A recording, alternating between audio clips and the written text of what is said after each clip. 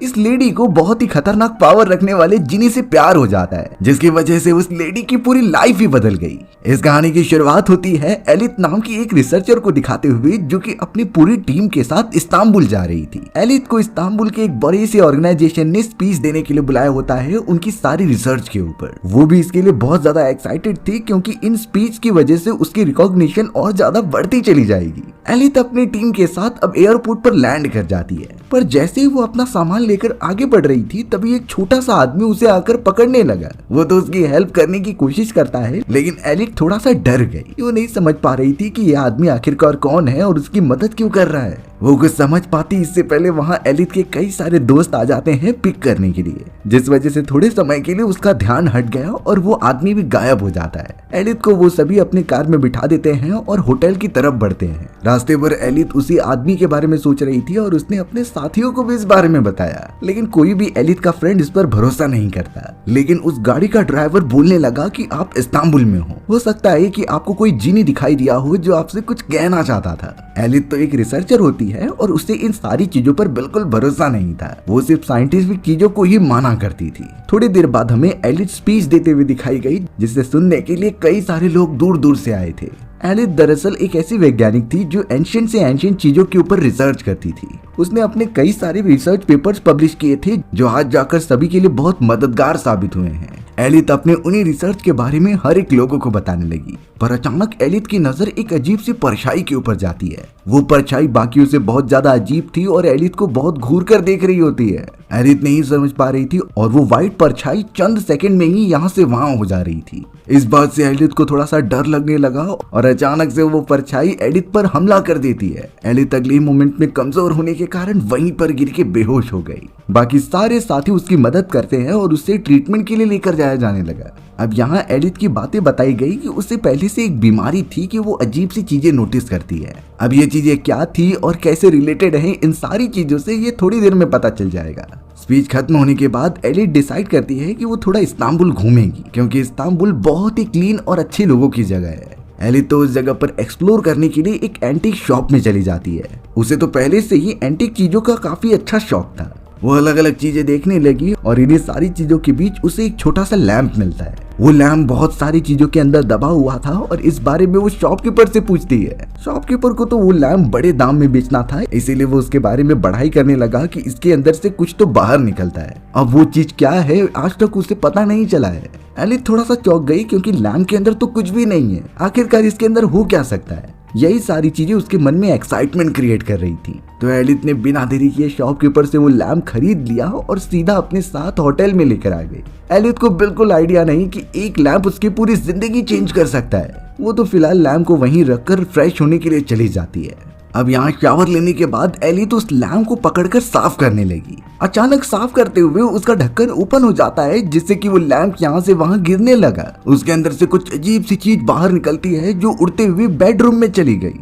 देखते ही देखते उसके अंदर से एक ऐसी बड़ी सी चीज निकली, जिसके बड़े बड़े पैर थे और बड़ी सी बॉडी।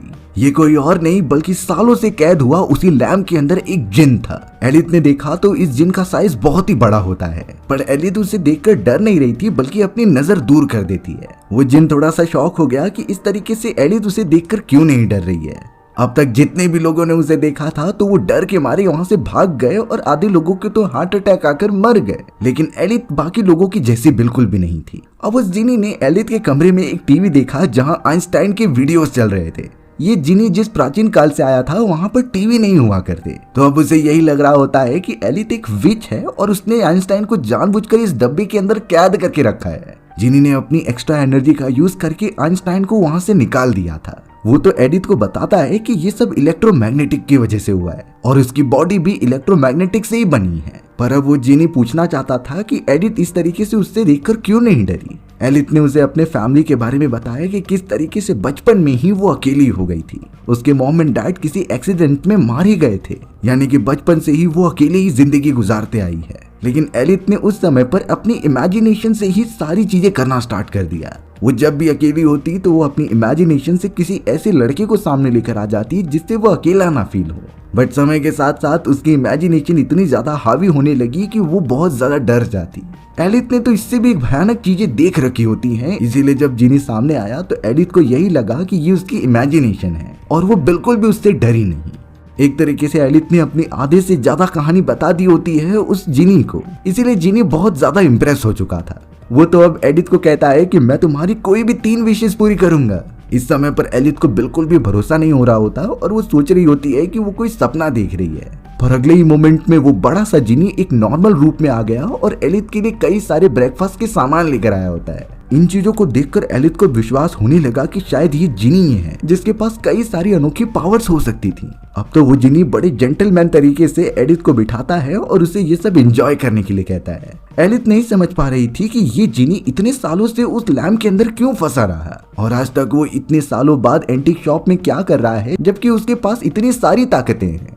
इन पूरी बातों से यही लग रहा था कि एलिथ जिनी के बारे में बहुत कुछ जानना चाहती है और यहाँ जिनी बिना रूड हुए एलिथ को वो सारी बातें बताने लगा जो उसके लाइफ से रिलेटेड है। एलिथ तो यहाँ जिन के बारे में सब कुछ जानना चाहती थी कि वो इस लैंप में आखिरकार कैसे फंसा। जिनी अब एलिथ को बताता है कि कई 100 साल पहले वो भी एक इंसान हुआ करता था। ये वो समय होता है जब मिस्र सबसे ज्यादा ताकतवर माना जाता था। जिनी उस समय एक क्वीन से प्यार करता था जो मिस्र की रानी हुआ करती थी। वो क्वीन भी जिनी से उतना ही प्यार करती और दोनों ने साथ मिलकर रहने का डिसाइड किया था। लेकिन प्रॉब्लम यही हो गई कि क्वीन एक बड़े घराने से बिलोंग करती और वहीं जिनी एक छोटे घराने से। एक समय ऐसा आया जब उनके महल के अंदर सोलोमन नाम का एक जादूगर आ चुका था। सोलोमन तो अपने साथ एक मैजिकल इंस्ट्रूमेंट लाया होता है जिसे कि वो बजाने पर किसी को भी कंट्रोल कर सकता था और यही वे यूज करके उसने क्वीन को अपने कब्जे में कर लिया।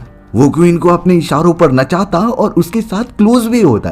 पर जब सोलोमन को पता चला कि क्वीन पहले से ही इंटीमेट हो चुकी है जिनी के साथ तो सोलोमन ने अपनी काली शक्तियों का यूज करके जिनी को कर्ज दे दिया। तब से ही जिनी की आत्मा उस लैम्प के अंदर कैद है और कई सालों से समुद्र के अंदर गुम हो चुकी थी और यहाँ पर आज का समय है जो इतने सालों बाद जिनी आजाद हो पाया है। एलिथ जिनी की इस पूरी कहानी को सुनकर काफी शॉक हो गई क्योंकि ये तो नॉर्मल इंसान हुआ करता था। एक कर्ज ने जिनी की लाइफ ही बदल दी। अब एलिथ को याद आता है कि जिनी ने उसे 3 विशेष पूरी करने के लिए कहा था तो उसे समझ नहीं आ रहा होता कि आखिर वो कौन सी विश मांगे। लेकिन एलिथ ने ये भी सुन रखा होता है कि अगर जिनी से कोई भी 3 विशेष पूरी करवा लेगा तो वो अच्छे से जी नहीं पाता। एलिथ तो जिनी से यही कहने लगी कि अगर क्या होगा जब मैं तुमसे 3 विशेष नहीं मांगूंगी तो। ऐसा कहते ही जिनी को बहुत ज्यादा चोट लगने लगती है जिससे ये कंफर्म हो गया कि एलिथ को वो विशेष मांगनी ही पड़ेंगी। अगर उसने विश नहीं मांगा तो जिनी की जान चली जाएगी। जिनी तो अब यहाँ एलिथ से प्यार के बारे में पूछता है जिसमें एलिथ बताने लगी कि कुछ साल पहले वो जैक नाम के एक लड़के से प्यार करती थी। वो दोनों तो साथ में यूनिवर्सिटी में पढ़ा करते थे। पर थोड़े समय बाद जब एलिथ को पता चला कि जैक के पहले से गर्लफ्रेंड है तो उसने उसे छोड़ दिया। बट एलिथ को अभी तक नहीं पता चला होता कि जिनी के 500 साल पीछे की कहानी क्या है। वो उससे इंसिस्ट करने लगी कि मुझे वो सारी कहानियां भी बताओ। इसीलिए अब जेनी उसे प्रीवियस ईयर्स की कहानियां बताने लगा। वो कहता है कि लैंप में फंसने के बाद वो कई सालों तक पानी में ही रहा। फिर उसके लैंप के ऊपर कई सारी पत्थर की परत जम गई थी, इसीलिए उसका यूज महल की दीवार के बॉर्डर्स बनाने में लगा दिए। कई साल इसी तरीके से बीतते चले गए थे और जिनी उसी लैंप में कैद रहा। लेकिन एक दिन ग्वेन नाम की एक लड़की उसी दीवार को चढ़ रही थी अपने सबसे बेस्ट फ्रेंड मुफासा को देखने के लिए। पर अचानक उसका पैर वही लैंप के ऊपर पड़ता है और वो नीचे गिर जाती है। इससे ग्वेन को चोट तो लगी थी लेकिन उस लैंप के ऊपर ही परत निकल चुका होता है। ग्वेन की नजर उस लैंप पर गई, इसीलिए वो उसे लेकर अपने घर पर आ जाती है। ग्वेन ने जब उस लैंप को रब किया तो उसके अंदर से जिनी बाहर निकल चुका था। उसका साइज देखकर तो ग्वेन एकदम से बेहोश हो गई और वहीं पर अनकॉन्शियसली पड़ी रही। जिनी इस तरीके से ग्वेन को डराना तो नहीं चाहता था लेकिन ये उसका एक्चुअल रूप है। वो अगले मोमेंट में नॉर्मल इंसानों के रूप में आ जाता है जिससे ग्वेन ज्यादा न डरे। और अब ग्वेन को उठाने के बाद जिनी ने उससे सिंपली कहा कि मैं तुम्हारी 3 विशेष पूरी करूंगा। ग्वेन को ये सब समझने में थोड़ा टाइम लग रहा था पर आखिरकार वो समझ जाती है। अब यहाँ विशेष पूरी करने की बात आ गई तो ग्वेन ने अपनी सबसे पहली विश मांगी कि वो मुफासा से प्यार करती है और उसी के साथ आगे चल के शादी करना चाहती है। जिनी को अपना पहला विश मिल चुका था, इसीलिए वो अपनी पावर्स का यूज करके सबसे पहले ग्वेन को काफी ब्यूटीफुल बना देता है और अब तुरंत ही मुफासा को जाकर उसके कान में कुछ मैजिकल वर्ड्स कह देता है जिससे कि वो ग्वेन के पीछे पागल हो जाए। यानी उसने पूरा सिनेरियो एकदम से सेट कर दिया था कि किस तरीके से ग्वेन और मुफासा एक साथ रहेंगे और एक दूसरे से प्यार करते रहेंगे। उन दोनों ने मिलकर तो वो लैंप भी कहीं छुपा कर रख दिया था जिससे कोई उस जगह पर पहुंच ना सके। यानी जब तक लैम्प वहां पर होगा तो जिनी उसी महल में रहते हुए अपना दिन गुजारेगा। जिनी भी वहां पर रहना थोड़ा पसंद करने लगा था क्योंकि वहां रहन सहन की सारी फैसिलिटीज अवेलेबल थी। उसे लग रहा होता है कि अब शायद ग्वेन को बाकी विशेष मांगने की कोई जरूरत नहीं क्योंकि उसकी सबसे मेन विश तो पूरी हो चुकी है। लेकिन एक दिन ग्वेन तुरंत ही आकर जिनी से अपनी दूसरी विश मांगती है। वो कहने लगी कि मुझे तुम मुफासा के बच्चे की माँ बना दो। अब ये करना जिनी के लिए थोड़ा मुश्किल होने वाला था पर उसे विश पूरी तो करनी होगी। वहीं दूसरी तरफ हमें दिखाया गया कि किंग सोलोमन की स्टेप वाइफ उससे भड़का रही थी, वो भी अपने बेटे मुफासा के खिलाफ। स्टेप वाइफ ने तो सोलोमन के दिमाग में ये भर दिया था कि तुम्हारा ही बेटा तुम्हें मारने की प्लानिंग कर रहा है। अब ये चीजें इतनी ज्यादा बढ़ गई कि सोलोमन इन सारी चीजों को सच मानने लगा था। इसीलिए अब मौका देखकर उसने अपनी राजगद्दी बचाने के लिए अपने ही बेटे मुफासा को जान से मरवा दिया। मुफासा तो मर चुका था लेकिन ग्वेन को इन चीजों से कुछ रिलेशन ही नहीं। वो तो अपनी अय्याशी में ही बिजी हो गई थी क्योंकि उसे पता था कि जिनी की अभी तीसरी विश बाकी है तो वो किससे भी नहीं डरने वाली थी। वो एकदम आराम की जिंदगी जी रही होती है। जिनी तो अब अगले दिन ग्वेन के पास जाता है और उसे अपनी तीसरी विश मांगने के लिए कहता है। बट ग्वेन के पास तो ऐसी कोई भी जरूरत नहीं थी जिससे वो तीसरी विश मांगे।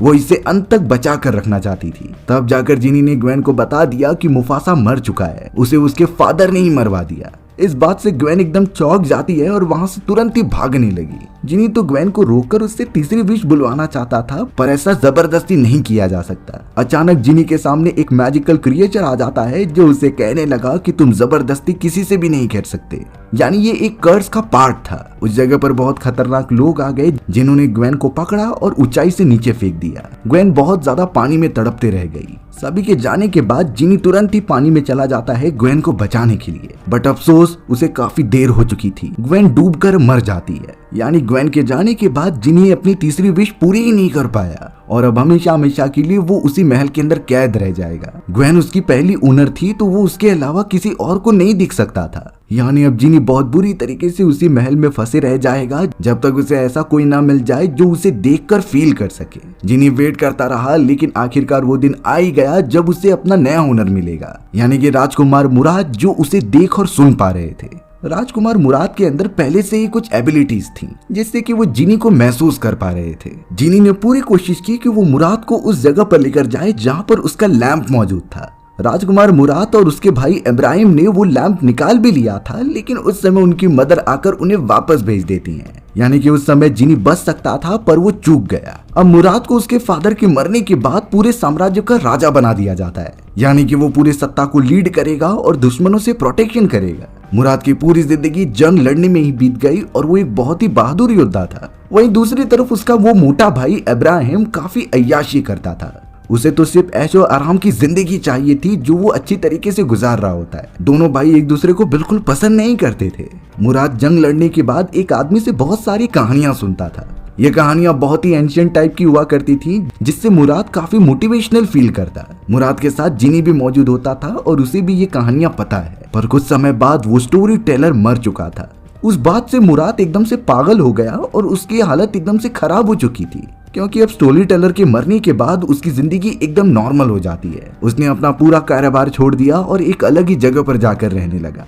इब्राहिम की मदर ने तो बड़ी चालाकी से पूरी सत्ता अपने बेटे के नाम पर कर दी होती है। उन्होंने एक साथ मिलकर मुराद को बाहर निकाल दिया था। एक दिन जब इब्राहिम की मदर नहाने के लिए आ रही थी तो वो गलती से लैंप के ऊपर बैठ गई जिससे कि जिनी बाहर निकल गया। अब जिनी उस मोटी औरत से पूछने लगा कि तुम्हारी 3 विशेष क्या हैं और उसे मैं पूरी करूंगा। पर इब्राहिम की मदर जो मोटी थी वो बहुत ज्यादा डर गई और सिंपली उसने जिनी से डरते हुए ये कहा कि तुम जल्द से जल्द लैंप में वापस चले जाओ। ये विश मांगने पर जिनी उसे मना तो नहीं कर सकता था, इसीलिए अब वो दिखाए गए लैंप के अंदर चले जाता है। इब्राहिम की मदर ने वो लैंप कहीं दूर समुद्र में फेंक दिया था और अपने नए ओनर की विश के अगेंस्ट जाना बिल्कुल भी उसके रूल्स बुक में नहीं था। इसीलिए आज तक जिनी उसके अंदर फंसा रहा और अब इतने सालों बाद ये लैंप एलिथ को मिला है। एलिथ भी यहाँ जिनी की ये सारी बातें सुनकर काफी शॉक हो चुकी थी। उसका पास्ट काफी ज्यादा पेनफुल है। एलिथ को अब कुछ समझ में नहीं आ रहा था कि वो जिनी से कौन सी विशेष मांगे। उसका दिमाग पूरी तरीके से कंफ्यूज हो चुका था। इसीलिए अब एलिथ को एकदम क्लियर कराने के लिए जिनी एक और कहानी सुनाता है जो कि उसकी सबसे लास्ट थी। ये उसके प्रीवियस ओनर के बारे में होता है जिसका नाम हैना था। हैना एक बहुत ही ब्यूटीफुल लेडी हुआ करती थी लेकिन उसकी बचपन में ही एक बूढ़े बिजनेसमैन से शादी करा दी जाती है। वो बिल्कुल भी खुश नहीं रहती थी क्योंकि उसके मन से कोई भी चीजें नहीं हो रही होती। उसे सिर्फ यहाँ से कहीं दूर जाकर अपनी इंडिपेंडेंट लाइफ गुजारनी थी। एक मोमेंट पर हैना के हस्बैंड को पानी के अंदर से वही लैंप मिल गया जिससे कि उसने हैना को गिफ्ट कर दिया था। अब हैना तो हमेशा अपने कमरे में बंद रहती, तो वो उसी लैंप को एक बार ओपन कर रही होती है। उसे रब करते ही अचानक जीनी उसमें से बाहर निकलने लगा था। उसे देखकर पहले हैना बहुत ज्यादा डर गई, लेकिन जब जीनी ने उससे अच्छी तरीके से बात करके ये बताया कि वो उसकी 3 विशेस पूरी करेगा, तब जाकर हैना ठीक से समझ पाती है। हैना ने सबसे पहले विश में ये मांगा कि उसे काफी सारी नॉलेज आ जाए, वो हर एक नॉवेल पढ़ ले और हर एक ऐसी यूनिक इन्वेंशन करे जो आगे चलकर सभी याद रखेंगे। जिनी ने ऐसा कर दिया और उसने कई सारी एबिलिटीज हैना के दिमाग में डाल दी। हैना को पढ़ने लिखने का बहुत शौक था, तो उसने कई सारी इन्वेंशंस भी किए। उसके पास नॉलेज का तो पूरा भंडार ही हो गया था। धीरे धीरे वो अब काफी मैच्योर होती चली जा रही थी, बट हैना को और ज्यादा नॉलेज वाला पर्सन बनना था। इसीलिए अब वो दूसरी विश मांगती है कि उसे मैथमेटिक्स और इलेक्ट्रोमैग्नेटिक्स में भी काफी अच्छी नॉलेज हो जाए। ऐसा करते ही जीनी को ये विश ग्रांट करनी पड़ी और उसे पावर्स दे दी जाती है। हैना के पास अब काफी अच्छी नॉलेज हो चुकी थी, जिससे कि वो एकदम पागल होने लगती है, क्योंकि ज्यादा नॉलेज होना बहुत ही ज्यादा खतरनाक हो सकता था। अब इतने समय तक हैना के साथ रहने के कारण जीनी को उससे प्यार हो चुका था। वो नहीं चाहता कि हैना उसकी तीसरी विश मांगे जिससे कि वो दोनों अलग हो जाएं। लेकिन हैना के अंदर नॉलेज एक्वायर करने की ये एकदम से पागलपन जा ही नहीं रहा होता। वो तो जीनी से ही लड़ने लग जाती है। जीनी उस कंडीशन को बिल्कुल भी सह नहीं पाता, इसीलिए वो तुरंत ही अपने आप उस लैम्प के अंदर चला गया। तब से लेके आज तक वो अकेला ही रहा आया है और उसके बाद वो एलिथ को मिला। एलिथ इतनी सारी बातें सुनने के बाद वो तो समझ गई थी कि जीनी सिर्फ एक पार्टनर चाहता है जो उसके साथ जिंदगी गुजारे। इसीलिए एलिथ सबसे पहले विश ये मांगती है कि जीनी जिस तरीके से हैना से प्यार करता था, वो उससे भी उसी तरीके से प्यार करे। यानी एलिथ ने जीनी को परमिशन दे दी होती है कि वो उससे क्लोज आकर इंटीमेट हो। आखिरकार जीनी ने एक लेडी से प्यार का इजहार कर ही दिया था, जो वो इतने सालों से वेट कर रहा होता है। दोनों एक दूसरे के लिए परफेक्ट साबित हो रहे थे। एलिथ ने इतने सारी रिसर्च की होती है, पर वो खुद को अकेला पाती थी। बट जीनी के आने के बाद सब ठीक हो चुका होता है। पर एलिथ को पता चला कि उसके पूरा क्रू वापस से लंदन जा रहा है, तो उसे अपने साथियों के साथ वहां जाना तो होगा ही। उसने ये सारी बातें जिनी को बता दी थी। एलिथ ने तो जिनी को एक छोटे से जार के अंदर बंद कर दिया था और वो सीधा एयरपोर्ट की तरफ जाती है। एलिथ थोड़ा सा डर रही थी कि कहीं सिक्योरिटी चेक के अंदर जिनी का पता ना चल जाए, बट जिनी के पास कई सारी पावर्स थी जिससे कि सिक्योरिटी मशीन भी उसे डिटेक्ट नहीं कर पाती। सारे चेक्स को पास करने के बाद जिनी एलिथ के साथ उसके घर पर आ जाता है। वहाँ एलिथ ने सोचा कि जिनी उसके साथ हमेशा हमेशा के लिए रहेगा, पर जिनी महसूस कर पा रहा था कि यहाँ इलेक्ट्रोमैग्नेटिक की संख्या काफी ज्यादा है, क्योंकि लंदन में बहुत सारे रेडियो टावर्स और इलेक्ट्रोमैग्नेटिक सिग्नल्स हैं जो शायद जिनी के बॉडी पर इफेक्ट डाल रही हैं। बट जिनी ने एलिथ से प्रॉमिस किया कि वो जब तक यहाँ रहेगा तो उसे आदत पड़ जाएगी। दोनों ही एक दूसरे से बहुत ज्यादा प्यार करने लगे थे और एक साथ पूरी जिंदगी बिताने का वादा करते हैं। एलिथ ने तो ये भी डिसाइड किया था कि वो जिनी के साथ शादी भी करेगी, पर उसे क्या पता कि ये कोई नॉर्मल इंसान तो नहीं है। जिनी की जिंदगी एक तरीके से उसके विशेष मांगने पर ही डिपेंड है। इतने टाइम तक एलिथ ने जिनी से कोई भी विश नहीं मांगी थी, तो इसीलिए एक दिन जिनी की बॉडी पूरी पत्थर बनने लग जाती है। एलिथ इस बात से बहुत ज्यादा शॉक हो गई और वो इस तरीके से जिनी को नहीं देख सकती थी, तो एलिथ ने तुरंत ही दूसरी विश मांग ली कि जिनी उससे बातें करने लग जाए और ठीक हो जाए। अगले ही मोमेंट में जिनी की बॉडी एकदम नॉर्मल हो जाती है और वो एलिथ से बातें भी करने लगा था। एलिथ तो एक समय पर बहुत ज्यादा डर गई थी। वो जिनी से अपने प्यार का इजहार करती है और उसे छोड़कर कभी न जाने के लिए बोल रही थी। जिनी भी एक फैमिली मैन की तरह उसका ख्याल रखने लगा होता है। लेकिन इतने सारी चीजें देखने के बाद एलिथ को सच्चाई पता चल गई होती है कि शायद जिनी हमारे साथ नहीं रह सकता।